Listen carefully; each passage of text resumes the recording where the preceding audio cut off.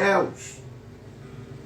E na medida que os hebreus estão clamando por causa da servidão, por causa da opressão, porque quando José estava vivo, eles eram favorecidos pela existência de José. Só que agora José está morto. E morre também-se o rei do Egito, a quem tinha um cuidado especial com o povo hebreu, por causa de José.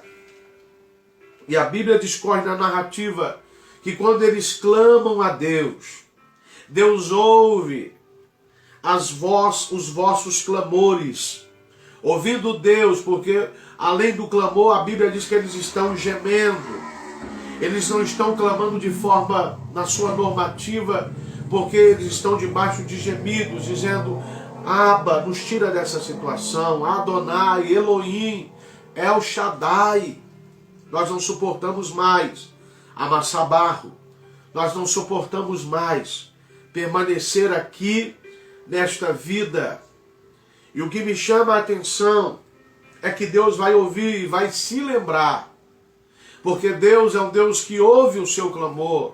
Deus é um Deus que ouve o seu gemido. E quando Ele ouve a oração, ouve o clamor, ouve o gemido, Ele vai lembrar da aliança que um dia Ele fez. E aqui, especificamente aos hebreus, Ele vai lembrar da aliança que Ele fez com Abraão, que Ele fez com Isaac e que Ele também fez com Jacó. E a Bíblia diz que, lembrando da promessa, Deus então vai atentar para a condição do povo. E atentando para a condição do povo, Deus vai entrar no palácio. Deus vai procurar agora em Midian, porque Moisés já não está mais no palácio, porque ele havia matado o egípcio, escondido debaixo da areia, e agora Moisés foge para Midian. E Moisés agora está vivendo uma vida tranquila, uma vida de apacentar. Ele está apacentando as ovelhas do seu sogro Jetro. E o que me chama a atenção, Deus tira Moisés por um tempo do palácio, porque ele cometeu um delito e ele precisa fugir. E nesse interim, Deus cria a circunstância. Deus permite um acontecido para trabalhar a vida de Moisés para um futuro. Talvez eu estou falando com pessoas que você está passando por processos, que Deus está lapidando e preparando você para um futuro. Porque quando eu olho esse texto, e hoje pela manhã o Senhor revelava a mim que para chegar aonde Deus quer nos colocar, Ele vai nos passar por processos. Processos que nós não vamos entender. Perceba que Moisés tem tudo dentro do palácio. Deus permite que ele mate um egípcio. Um homicídio. E agora ele precisa fugir. Mas quando ele foge e se instala em Midian para cuidar das ovelhas do seu sogro, Deus está preparando Moisés para ser o libertador de Israel. Para ser um homem que teria a capacidade de cuidar de mais de 2 milhões de hebreus naquele tempo presente. E o que me chama a atenção é que esse Moisés está em Midian. Segundo, esse Moisés está apacentando ovelhas. Terceiro, esse Moisés está cuidando de ovelhas que não são dele. Deus está mostrando a Moisés: você vai apacentar, você vai cuidar daquilo que, de ovelhas, de pessoas que não são propriedade sua. Em outras palavras, Deus está dizendo, o cuidado que você precisa ter com esse povo é muito mais profundo, porque é o meu povo que se chama pelo meu nome. E agora Moisés está cuidando do rebanho do seu sogro. E a Bíblia é categórica em dizer que esse Moisés está do lado ocidental do deserto e ele chega ao monte de Deus, o Monte Horebe. E o que me chama a atenção é que quando ele se aproxima, quando ele chega no Monte Horebe, a Bíblia diz que vai lhe aparecer um anjo em letra maiúscula, uma manifestação teofânica. E vai se apresentar na chama de fogo no meio de uma sarça. A sarça está pegando fogo. E por detrás da sarça, o anjo, uma manifestação teofânica, está por detrás da sarça, que era normal queimar-se no deserto, por causa do calor, porque no deserto o calor é intenso, pelo dia e pela noite o frio também.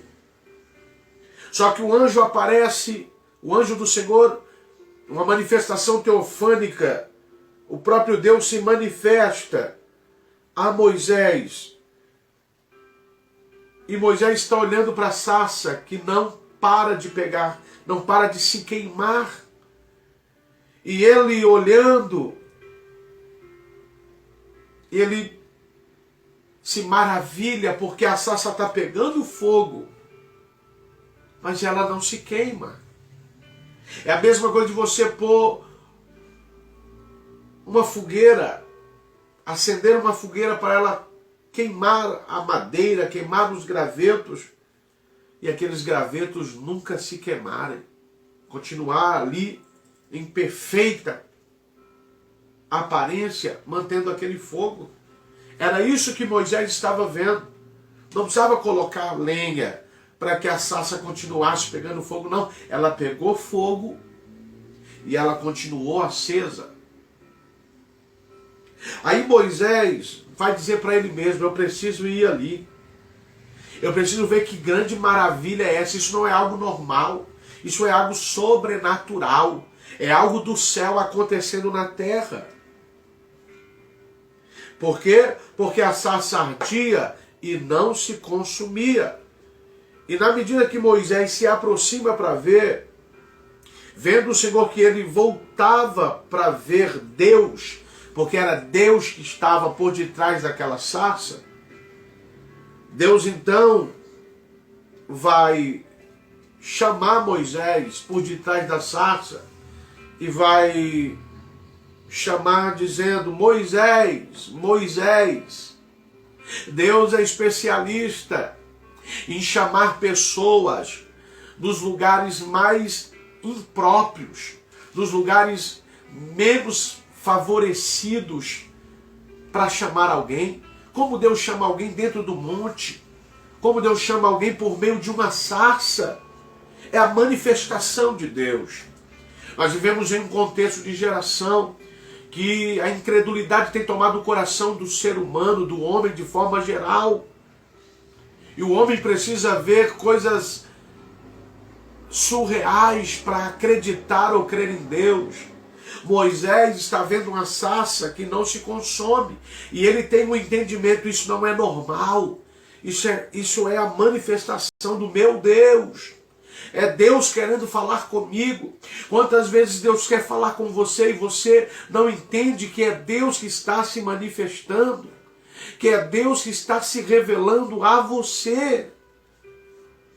E aí muitas vezes você tem a deficiência de esperar Deus levantar um profeta, Deus levantar um anjo, você ter uma visão, e muitas vezes nas coisas mais simples da vida Deus está se manifestando a você. E você não está entendendo que é Deus que está te chamando. Moisés entende. E quando Moisés entende, a Bíblia diz: eis-me aqui. Moisés responde a Deus: eis-me aqui. Eu já sei quem está aí do outro lado. É o Senhor Yahvé. É o Senhor Adonai. Oh, aleluia! E a Bíblia diz que então Deus continua falando com Moisés. Não te chegue para cá. Oh, aleluia! Tira as sandálias dos teus pés, porque o lugar que tu pisas, santo és. Deus se revela a Moisés por meio de uma sarça. Deus está dizendo para algumas pessoas que Ele tem se revelado a você por meio de um louvor, por meio de uma dança, por meio de um gesto da natureza, por meio da gentileza, da cordialidade de alguém, por meio do amor da vida de alguém. É Deus se manifestando a você, por meio de alguém que abriu uma porta ao teu respeito, por meio da gratidão de alguém. Deus está se manifestando a você e você não está entendendo que é o próprio Deus. O que me chama a atenção é que Moisés entendeu. Moisés está dizendo, eis-me aqui, porque eu sei quem está aí do outro lado. Existe uma geração tão insensível que não consegue ouvir mais a voz de Deus. Mas eu quero ser profeta para a tua vida. Deus vai abrir a sua audição, Deus vai abrir o seu entendimento, Deus vai te dar discernimento da voz dele, e você vai saber quando é a voz dos homens, você vai entender quando é a voz do teu adversário, mas você vai entender quando for a voz de Deus, seja ela no barulho de terremoto, seja ela no barulho dos vendavais, no barulho das circunstâncias que cercam, porque muitas vezes o ambiente está tão tumultuado, está tão barulhento, que você não consegue ouvir Deus, e Deus está falando com você no meio desse movimento, no meio dessa grande engrenagem, mas existem momentos que Deus vai falar com você na suavidade. Mas você precisa entender que Deus está se manifestando a você e dizendo, vem para cá, eu quero te usar. Mas tem uma condição, tira as sandálias dos teus pés. Porque o lugar que você vai pisar agora, Moisés, é santo. Em outras palavras, para mim terminar para orar pela sua vida, Deus está dizendo, Moisés, para eu me manifestar, para eu usar em um nível em que eu não usei ninguém, você precisa tirar as sandálias. Porque o lugar que você vai entrar agora é diferente do lugar que você estava. Você não pegou? Deus está dizendo para algumas pessoas que Ele quer te usar, mas você precisa tirar as sandálias dos seus pés. A sandália tipifica tudo aquilo que precisa ser renunciado na tua vida. Pecado, lascívia, sensualidade, homossexualidade, prática, bebedice, droga, mentira, engano, cobiça, inveja, olho gordo. Isso tem que tirar dos seus pés para você entrar onde Deus quer. O segredo, algumas pessoas dizem, apóstolo, qual é o segredo para se tornar alguém grande na presença de Deus? O segredo é tirar as sandálias dos pés. É abrir mão daquilo que não agrada a Deus. Se Deus está mandando Moisés tirar as sandálias, porque as sandálias não agradavam a Deus, apóstolo, mas é apenas uma sandália. Para você é algo simples, é algo que para você não tem problema nenhum, mas para Deus pode estar ferindo a santidade de Deus. Pode estar não agradando a Deus, e Deus quer que você o agrade. Você não agrada pessoas quando você quer agradar? Deus quer que você o agrade. Deus quer que você dê o seu melhor para Ele, para que Ele, além de se manifestar, porque Ele tem se manifestado a você, você não tem entendido o que é Deus. E eu termino dizendo para você que esse Moisés se tornou o libertador de Israel. Esse Moisés resgatou o povo da escravidão. Esse Moisés viu sinais sobrenaturais. Quando estava quente, igual o sol que está lá fora, Deus enviava uma nuvem que tampava o sol para o povo caminhar na sombra. Quando chegava a noite estava muito frio, como está aqui no Paraná, como está em Santa Catarina, como está lá no Rio Grande do Sul, como tem outros estados aí frio, né? O Rio de Janeiro estava frio esses dias. Deus mandava uma coluna de fogo para aquecer os israelitas e eles não morrerem de hipotermia, para eles não morrerem no caminho. Aí chega diante do mar, vem Faraó e os seus soldados, os comandantes do exército egípcio, para matar a nação israelita. E Moisés tem uma vara, tem um cajado nas mãos. E o Senhor diz, põe aí no mar, eu vou abrir o mar. Esse Moisés, que entendeu que era Deus que estava atrás da sarça. Talvez eu estou falando com alguém que não entendeu que Deus está te chamando, que não há mais tempo a se perder. Por quê? Porque o Cristo que morreu na cruz do meio está voltando. E você precisa entender o que Deus quer da sua vida. Você não está aqui de passagem. Você não é fruto do acaso. Você é um propósito de Deus. Que nessa tarde o Senhor continue falando poderosamente ao seu coração. Eu quero orar com você. Coloque o seu copo com água, a sua fotografia, pega ela nas suas mãos, a sua chave da casa. Talvez você quer trocar a mobília da sua casa. Pega a chave, porque eu creio em milagres. Ah, apóstolo, eu quero trocar o meu carro. Pega a chave do seu carro, eu quero orar com você. Pega a peça de roupa de um ente querido que precisa de libertação. Oh, aleluia. Eterno e poderoso Deus. É debaixo de uma unção desbravadora e da unção apostólica que eu estou orando, Senhor, por cada vida, Senhor, que nos vê, nos ouve por essa live. Meu Deus, Tu és o Deus de Canturimi Cominara Sawa. De Lucas 1,37, Tu és o Deus do impossível. Tu és o Deus das impossibilidades. E eu venho no Teu nome, Senhor. Pedir ao Senhor, meu Pai, que aquilo que é impossível aos olhos dessa vida, aos olhos desse homem, desta mulher, desse jovem, dessa criança, que o Senhor torne realidade. O Senhor é o Deus das impossibilidades e eu creio nela. Eu creio que o Senhor está entrando agora para trazer respostas divinas. Meu Pai amado, cura, Senhor, o coração desta pessoa que foi ferida, que foi machucada, que foi pisada, humilhada. Cura, Senhor, mas ensina ela a perdoar. Meu Pai, que ela possa perdoar quem ali ofendeu, quem lhe maltratou. Que ela seja inteligente, Senhor, que ela não perca tempo com pessoas no coração. Eu oro por esta vida agora, Senhor. Meu Pai, que precisa, meu Pai, trocar a mobília da sua casa. Eu quero profetizar, Senhor. Debaixo de uma unção desbravadora, envia os recursos, envia as providências. Essa pessoa que quer trocar o carro, Senhor. Meu Pai amado, envia a providência, envia os recursos. Entre a canto de Calavassúria. Entra aí, Senhor, e faz aquilo que as minhas mãos não podem fazer. Entra aí e faz aquilo que as minhas mãos não podem atuar. Neremi, Joramantu e Deflácia. Meu Pai, cura os enfermos agora. Cura, Senhor, os enfermos de toda moléstia, de todo mal agora. De todo espírito de enfermidade, todo espírito que alojou nesse corpo e tem trago enfermidades. Eu te dou uma ordem agora. No nome de Jesus, saia, Ramaya, Juoregevaio, Rimia, Juideflácia.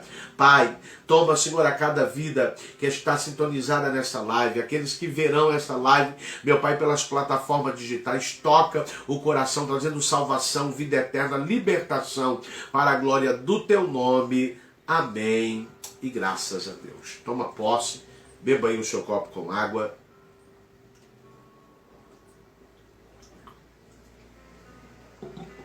Seja curado, seja livre desse mal no nome de Jesus. Eu te aguardo hoje às 19h30, Avenida José Cunha Neto, 578, no coração de Califórnia, depois do Colégio Thalita Bresolim. Eu recebo às 19h30 a pastora Priscila, da Igreja Evangélica Sementes da Fé, que tem uma palavra para o seu coração. Deus te abençoe. Até amanhã, quinta-feira, do meio-dia a 1 da tarde, eu estou aqui para abençoar a tua vida e te dar vitória. Shalom Adonai. Beijo no seu coração. Ô glória.